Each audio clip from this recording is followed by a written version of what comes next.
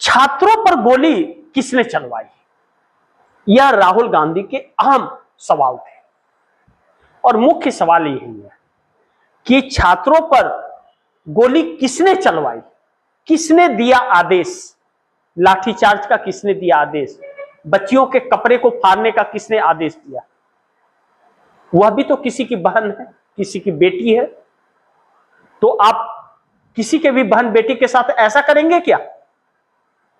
आपकी बहन बेटी, इन मंत्रियों की बहन बेटी है और दूसरे की बहन बेटियां क्या है, उनके साथ आप बर्बरता करेंगे, तमाशाही दिखाएंगे? अपने निकम्मेपन को छिपाने के लिए बच्चों पर आप क्या ना कि तमाशाही दिखाएंगे? यह है सरकार? ऐसी सरकार होती है? ऐसी तो कभी नहीं देखा गया आज तक। तो राहुल गांधी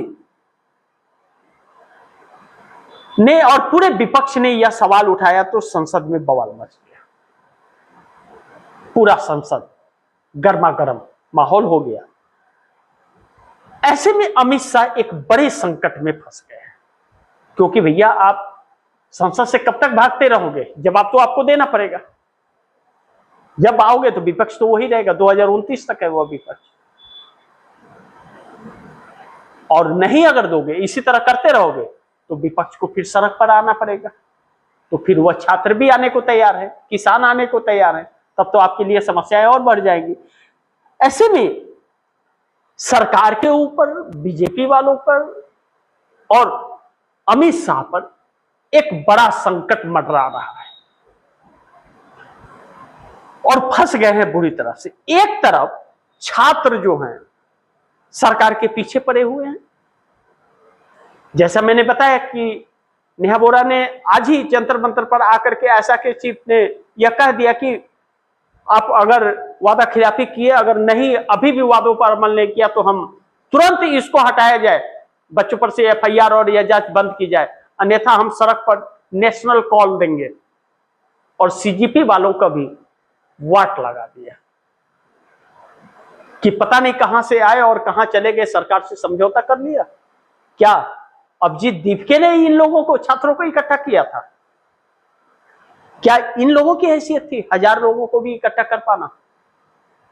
या सोनम वांगचुक ने इकट्ठा किया था? क्या सोनम वांगचुक और अभिजीत दीपके को एक मोहरा बनाया गया था, ऐसा चर्चा चल रहा है, ऐसा कहा जा रहा है। और यह लोग भी अब नेतागिरी में लग ही गए। किसका चुनाव लड़ने का इरादा है, किसका नहीं है, वो तो बात की बात है, लेकिन नेतागिरी बढ़ चढ़ करके हो रही है, सेटिंग। अब ऐसे में छात्र पीछे पड़ गए। अब छात्रों का गुस्सा भड़क रहा है। अब जब छात्रों का गुस्सा भड़क रहा है तो जंतर मंतर पर बैरिकेडिंग भी हो रही है, प्रशासन भी उतारे जा रहे हैं, सब कुछ हो रहा है। इतनी डरपोक सरकार समाधान नहीं निकाल रही है समस्याओं का, बल्कि डर में, कहते हैं ना कि विनाश काले विपरीत बुद्धि, विनाश होना होता है तो बुद्धि भ्रष्ट हो जाता है और भी अनाप शनाप फैसले लेने लगता है इंसान, वैसे ही सरकार कर रही है। तो ऐसे में जब छात्र सरकार के पीछे पड़े हैं और संसद में राहुल गांधी पीछे पड़ गए, तो संसद तो अभी 13 अगस्त तक चलना है, तो अभी तो लंबा वक्त है। तब तो ऐसे में सरकार के लिए बड़ी मुश्किल होने वाली है। तो क्या पूरा संसद ही अनिश्चितकाल के लिए स्थगित कर देंगे?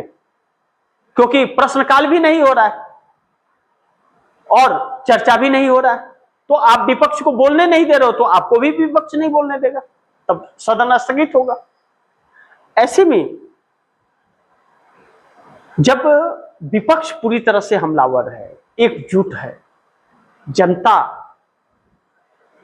इनसे भिन्न हो रही है, सवाल पूछ रही है, छात्र अपने भविष्य को लेकर के इनकी जवाबदेही मांग रहा है और सरकार भाग रही है। ऐसे में सरकार का क्या होगा? अब तो इनके साथ साथ चुनाव आयोग और न्यायपालिका का भी नंबर आ जाएगा। और मीडिया को तो चुनौती पहले ही उन लोगों ने दिया है कि मीडिया को भी जवाबदेही हम तय करेंगे। तो आप कहां कहां सेना लगाओगे, प्रशासन लगाओगे? जवाबदेही से सब कोई भाग रहा है, सब छुट्टा साण हो गए, जवाब नहीं दे पा रहे हैं। तो सबको लाइन में लाने के लिए या तो जवाबदेही तय करने के लिए या तो इनको उखाड़ के फेंक दो सत्ता से। क्योंकि वैसे भी एक असंवैधानिक सरकार चल रही है, वोट चोरी की सरकार है, बार बार यह बातें कही जा रही है और यह प्रूफ भी होता जा रहा है।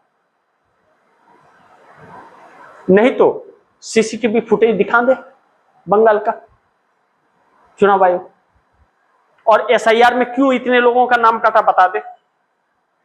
क्योंकि संविधान कहता है कि इस देश के आखिरी व्यक्ति को भी वोट डालने का अधिकार है।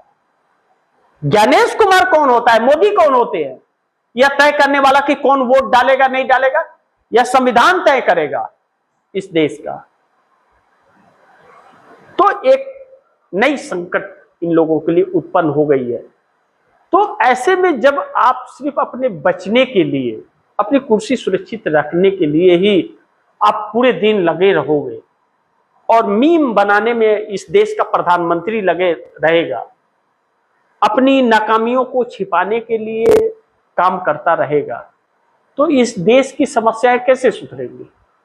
और आपके पास जब कोई ब्लूप्रिंट नहीं होगा, मंत्री बेतुकी बातें गोबर और गाय की बात करेंगे और गौमूत्र की बात करेंगे, तो गोबर और गौमूत्र से देश नहीं चलेगा।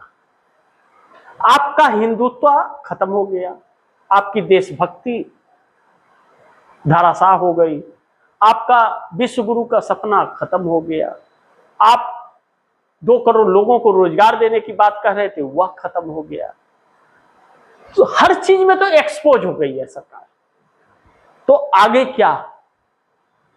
आगे अब लोग कहने लगे हैं कि झोला उठाओ चलो।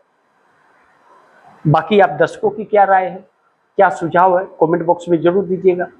इस खबर को ज्यादा से ज्यादा शेयर कीजिएगा, अपने दोस्तों को भी कहिएगा आगे शेयर करें। और आपने टीवी न्यूज़ 24 को सब्सक्राइब नहीं किया, सब्सक्राइब कर लीजिए, अपने दोस्तों को भी कहिएगा सब्सक्राइब करें। मिलते हैं अगली खबर के साथ, तब तक के लिए नमस्कार।